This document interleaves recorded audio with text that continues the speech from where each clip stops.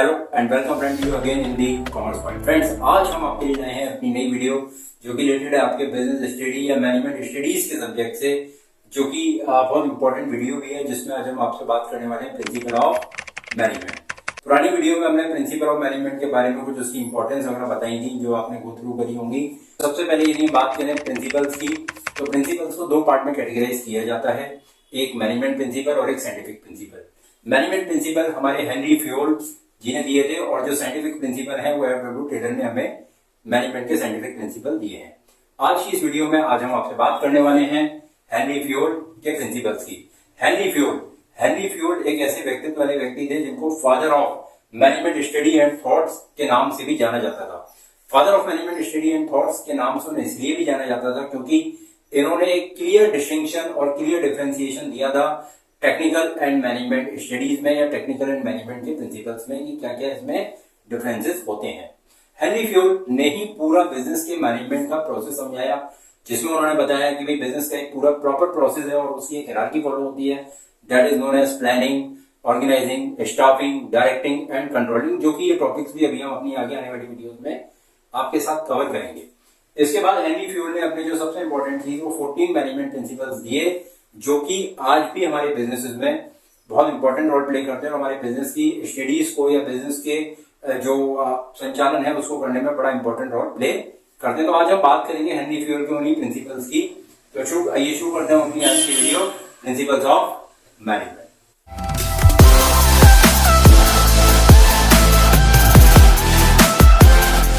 तो आइए शुरू करते हैं हम अपनी आज की वीडियो प्रिंसिपल ऑफ मैनेजमेंट। देखिए, हेनरी फ्योल ने हमने अभी पीछे बताया आपको कि हेनरी फ्योल ने 14 प्रिंसिपल दिए हैं। आज उनमें से कुछ प्रिंसिपल्स पे हम लोग बात करेंगे अपनी वीडियो 1 में, फिर वीडियो 2 में बचे हुए प्रिंसिपल्स पे हम बात करेंगे। तो ये शुरू करते हैं। सबसे पहला जो हेनरी फ्योल ने प्रिंसिपल दिया that is known as division of work. Division of work क्या होता है कि डिवीजन ऑफ वर्क का मतलब ये है कि भाई हम जो भी एक बिजनेस ऑर्गेनाइजेशन में जितने भी हमारे बेसिकली डिपार्टमेंट है, लाइक प्रोडक्शन डिपार्टमेंट है, HR department, marketing department, finance department, सारे डिपार्टमेंट का जो काम है वो प्रॉपर तरीके से डिवाइड हो। प्लस जिस इंसान का जो स्पेशलाइजेशन है या जिस ह्यूमन बीइंग का या जिस मैन पावर का जो स्पेशलाइजेशन है वो स्पेशलाइजेशन वर्क ही उसको दिया जाए, वो स्पेशलाइज्ड वर्क ही उसको दिया जाए। क्योंकि यदि उसको वो स्पेशलाइज्ड वर्क दिया जाएगा तो वो अपनी ड्यूटीज को बहुत अच्छे से परफॉर्म कर पाएगा। It means division of work जो उन्होंने प्रिंसिपल दिया वो इसीलिए था कि भाई सही व्यक्ति को सही काम या सही पर्सन को सही काम मिलना चाहिए उसकी योग्यता और उसकी क्वालिफिकेशन के हिसाब से। सेकंड प्रिंसिपल था अथॉरिटी एंड रेस्पॉन्सिबिलिटी। देखिए, कभी भी हम जब किसी पर्सन को रेस्पॉन्सिबिलिटी देते हैं तो रेस्पॉन्सिबिलिटी देने के साथ साथ हमें कुछ ना कुछ उसको अथॉरिटी भी देनी चाहिए, क्योंकि जब तक हम रेस्पॉन्सिबिलिटी के साथ अथॉरिटी नहीं देंगे तब तक जो मेरा वर्क है वो प्रॉपर टाइम पीरियड पे या प्रॉपर अच्छे तरीके से जो मैनेजमेंट चाहता है वो कंप्लीट नहीं होगा। जैसे फॉर एग्जाम्पल मान के चलो, मैं किसी बंदे को या किसी पर्टिकुलर पर्सन को मैं कहता हूं कि भाई आपको 100 यूनिट का प्रोडक्शन एक हफ्ते में करना है, विद इन अ वीक में आपको करना है, बट जो प्रोडक्शन के लिए रॉ मटेरियल की रिक्वायरमेंट है मैं उसको उसकी पावर नहीं देता कि वो रॉ मटेरियल अगर खत्म हो रहा हो तो वो टाइम पे परचेज कर ले, बट मैं उससे ये चाहता हूं कि भाई वो अपना काम जो है 7 दिन में खत्म कर दे। लेकिन वो 100 यूनिट तभी प्रॉपर कर पाएगा जब प्रोडक्शन कर पाएगा जब उसकी जो अथॉरिटी है उसको अथॉरिटी दी जाए कि भाई आपको रॉ मटेरियल की जब रिक्वायरमेंट हो आप उसको परचेज कर लीजिए। तो ये हमारा सेकंड प्रिंसिपल है, authority and responsibility. It means Fayol कहते हैं कि भाई आप यदि किसी इंसान को रेस्पॉन्सिबिलिटी दे रहे हो तो उसके साथ साथ उस काम की पैरेलल अथॉरिटी भी दीजिए जिससे कि वो काम प्रॉपर तरीके से हो पाए। अथॉरिटी और रेस्पॉन्सिबिलिटी हमारी पैरेलल चलती हैं, जिसमें हमें ये भी ध्यान रखना होता है कि रेस्पॉन्सिबिलिटी के हिसाब से बहुत ज्यादा अथॉरिटी नहीं दी जानी चाहिए या रेस्पॉन्सिबिलिटी के हिसाब से बहुत कम अथॉरिटी भी नहीं दी जानी चाहिए, क्योंकि ये दोनों ही एस्पेक्ट हमारे बिजनेस में नेगेटिव इंपैक्ट डालते हैं। तीसरा हमारा प्रिंसिपल है डिसिप्लिन। डिसिप्लिन बेसिकली ये कहता है कि भाई जो भी हमारी लेवल है, जैसे हायरार्की हम लोगों ने पहले पढ़ी थी लेवल्स ऑफ मैनेजमेंट, जहां पर हमने टॉप लेवल, मिडिल लेवल और लोअर लेवल मैनेजमेंट हमने अपनी वीडियो में डिस्कस किए थे। तो टॉप लेवल, मिडिल लेवल और लोअर लेवल में जो हमने डिस्कशन किया था तो उसमें बताया था कि हमारे जो लोअर लेवल मैनेजमेंट है, जो प्रोडक्शन करता है, जो सुपरवाइजर करता है, उसके ऊपर जो हमारा middle level management like managers वगैरह होते हैं या जो उसके सुपीरियर बॉस होते हैं। तो जब भी कोई सुपीरियर बॉस यदि किसी एम्प्लॉय से काम करवा रहा है तो जो एम्प्लॉय से वो काम करवाने के लिए जो उसे मोटिवेशन दे रहा है, लाइक यदि वो बात कर रहा है इंसेंटिव की, लाइक यदि वो बात कर रहा है प्रमोशन की, यदि वो बात कर रहा है इंक्रीमेंट की, तो ये सारी जो भी रेस्पॉन्सिबिलिटीज हैं ये सब डिसिप्लिन जो है वो उसको फॉलो करने होंगे या वो करेगा, तभी हमारी ऑर्गेनाइजेशन आगे बढ़ सकती है। इट मींस जो आपने कमिटमेंट, जो आपके सुपीरियर ने आपसे कमिटमेंट कर दिया, यदि आप पर्टिकुलर टाइम पीरियड में वो काम पूरा करते हो तो आपको वो आपके सुपीरियर को वो इंक्रीमेंट या जो भी monetary benefit, non monetary benefit जो भी आपसे कमिटमेंट किए गए हैं वो आपको देने चाहिए। ये हेनरी फ्यूल का तीसरा प्रिंसिपल था, which is discipline. Fourth principle है unity of command. Unity of command एक बहुत ही इंपॉर्टेंट प्रिंसिपल है, जहां पर हम बात करते हैं कि भाई जो कमांड है वो कमांड कौन कौन लोग किस किस पर्टिकुलर पर्सन को देंगे। जैसे फॉर एग्जाम्पल मान के चलिए कि एक पर्टिकुलर एम्प्लॉई है या एक पर्टिकुलर पियोन है। अब इस पियोन को 5 लोग एक ही बार में HR department, HR manager, finance manager, production manager, stock manager, या मान के चलिए आपका पर्सनल मैनेजर, या मान के चलिए आपका अदर मैनेजर जो भी डिपार्टमेंट है, मार्केटिंग मैनेजर, ये सब एक ही बार में यदि कमांड देंगे तो कमांड देने से क्या होगा, ये जो पर्टिकुलर पर्सन है, ये जो पर्टिकुलर पियोन है, ये जो पर्टिकुलर एम्प्लॉय है, वो कंफ्यूज हो जाएगा कि पहले किसका काम किया जाए। तो इस पर्टिकुलर इससे बचने के लिए कि क्योस क्रिएट ना हो, उस क्योस से बचने के लिए ये प्रिंसिपल दिया गया unity of command. Unity of command ये कहता है कि भाई कोई भी इंसान हर पर्टिकुलर एम्प्लॉय को कमांड नहीं दे सकता, केवल एक सिंगल स्पेसिफाइड पर्सन होगा जो पर्सन को कमांड देगा, जो अपने नीचे वाले पर्सन को कमांड देगा और वो उसका काम पूरा करेगा। इसका एग्जांपल हम दूसरे तरीके से भी ले सकते हैं। एचआर डिपार्टमेंट, एचआर डिपार्टमेंट के अंदर मान के चलो एचआर मैनेजर के अंदर 5 सबऑर्डिनेट्स उसके एग्जीक्यूटिव आते हैं एचआर मैनेजर के पास। ऐसी फाइनेंस मैनेजर के पास 4 एग्जीक्यूटिव फाइनेंस एग्जीक्यूटिव और फाइनेंस मैनेजर के पास आते हैं।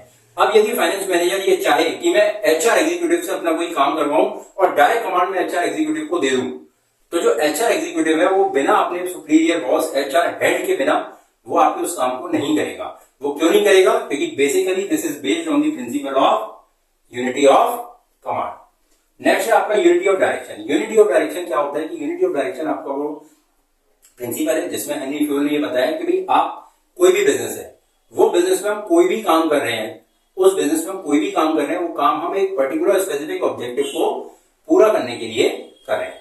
जब हम उस स्पेसिफिक ऑब्जेक्टिव को पूरा करने के लिए वो काम कर रहे हैं तो हमें उस ऑब्जेक्टिव के हिसाब से ही जो डायरेक्शन है एम्प्लॉय को वो देनी चाहिए, जिससे ऑर्गेनाइजेशन का जो होता है वो क्या होता है, एक सिंगल गोल होता है।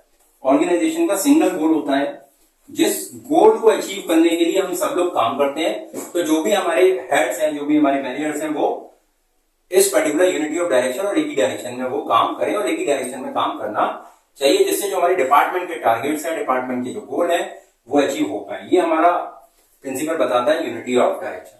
नेक्स्ट है individual interest to general interest. मतलब कि एक इंडिविजुअल एम्प्लॉय के इंटरेस्ट को जनरल इंटरेस्ट बनाना। इट मींस कि यदि मान के चलिए कि कोई बिजनेस में आपको कोई टारगेट दिया गया, मान के चलिए मुझे कोई टारगेट दिया गया, वो यदि मैं अपना टारगेट अचीव करता हूं तो ऑटोमेटिकली क्या होगा, जब मैं या एचआर डिपार्टमेंट या मार्केटिंग डिपार्टमेंट, फाइनेंस डिपार्टमेंट या मान के चलिए आपका अदर डिपार्टमेंट जो अपने अपने टारगेट को पूरा करेंगे तो ऑटोमेटिकली उनके टारगेट पूरा होने से आपके जो ऑर्गेनाइजेशन है उसका गोल पूरा हो जाएगा। इट मींस यदि आपका इंडिविजुअल पर्सन का गोल या टारगेट वो अपना अचीव करते हैं और इंडिविजुअल पर्सन, तो ऑटोमेटिकली वो इंडिविजुअल इंटरेस्ट क्या बन जाता है, जनरल इंटरेस्ट। इट मींस जैसे मान के चलिए कोई प्रोडक्शन डिपार्टमेंट का प्रोडक्शन का एग्जीक्यूटिव है, वो प्रोडक्शन कर रहा है। प्रोडक्शन वो क्यों कर रहा है? क्योंकि उसे XYZ कंपनी के प्रोडक्ट को मार्केट में सेल करवाना है, उससे उसे प्रॉफिट अर्न करना है। अब प्रोडक्शन डिपार्टमेंट का जो एग्जीक्यूटिव है वो प्रोडक्शन कर रहा है, या जो लेबर है, जो सुपरवाइजर है, वो प्रोडक्शन कर रही है। वहीं मार्केटिंग डिपार्टमेंट के एग्जीक्यूटिव वहां मार्केट में जा रहे हैं, अपने प्रोडक्ट की डिटेल ब्रीफिंग दे रहे हैं, जिससे वो एक स्पेसिफिक अपने काम को कर रहे हैं। मार्केटिंग वाले का काम मार्केटिंग करने का है, फाइनेंस वाले का काम यदि मान के चलो प्रोडक्शन डिपार्टमेंट कहता है कि भाई मुझे और रॉ मटेरियल चाहिए, तो रॉ मटेरियल के लिए फंड कहां से आएगा, वो काम हमारा फाइनेंस डिपार्टमेंट का है। तो फाइनेंस डिपार्टमेंट अपना काम कर रहा है। इट मींस हमने क्या करा, इंडिविजुअल डिपार्टमेंट और इंडिविजुअल पर्सन के गोल को अचीव करा। जब इंडिविजुअल पर्सन अपने गोल को अचीव करेगा तो ऑटोमेटिकली वो इंडिविजुअल इंटरेस्ट किसमें कन्वर्ट हो जाएगा, जनरल इंटरेस्ट में। यानी जनरल इंटरेस्ट मतलब ऑर्गेनाइजेशन इंटरेस्ट, यानी वो बन जाएगा आपको ऑर्गेनाइजेशन इंटरेस्ट। नेक्स्ट आपका remuneration of person. Remuneration of person means कि यदि कोई भी एम्प्लॉय काम कर रहा है और काम करने में जो भी मिनिमम वेजेस रेट उसको दी जानी चाहिए, हमें वो ही मिनिमम वेजेस रेट उसे देनी चाहिए। यदि हम उसे मिनिमम वेजेस रेट नहीं देंगे तो क्या होगा, कहीं ना कहीं यहाँ पे डिससेटिस्फेक्शन का लेवल आता है। तो बेसिकली हेनरी फ्योल कहते हैं कि रेन्यूमरेशन ऑफ पर्सन का अकॉर्डिंग टू द वर्क जितना मिनिमम होना चाहिए वो हमें करना चाहिए, प्लस जो भी उन्हें और फैसिलिटीज हम प्रोवाइड करवा सकते हैं, यदि हम अच्छी से अच्छी फैसिलिटीज या अच्छे से अच्छा remuneration according to the government norms और remuneration according to the profit और रेवेन्यू ऑफ द बिजनेस, उसके हिसाब से हमें रेन्यूमरेशन देना चाहिए। इट मींस कि यदि मान के गवर्नमेंट ने कुछ मिनिमम वेजेस रेट फिक्स कर दी है, like minimum wages rate 700 fix कर दी, तो वो 700 ही हमें अपने जो एम्प्लॉई है, जो लेबर है, हमें उसको पेमेंट करना है। यदि मान के चलो हमारा प्रॉफिट बहुत ज्यादा हो रहा है, तो कहीं ना कहीं प्रॉफिट में उस लेबर का भी हाथ है, उस एचआर डिपार्टमेंट के मैनेजर का भी हाथ है, उस फाइनेंस मैनेजर का भी हाथ है। तो हर इंसान को अच्छे से अच्छा रेन्यूमरेशन दिया जाना चाहिए यदि हमारा प्रॉफिट बढ़ रहा है तो ये चीजें, ये हमारे कुछ प्रिंसिपल थे जो हमने आपसे आज की वीडियो में डिस्कस किए। इसके बाद जो इसके आगे के 7 प्रिंसिपल हैं वो हम आगे नेक्स्ट वीडियो में बहुत जल्द आपसे डिस्कस करेंगे। और यदि आपने अभी तक हमारे चैनल को सब्सक्राइब नहीं किया है तो चैनल को सब्सक्राइब करें, लाइक करें और कमेंट करें। Thank you.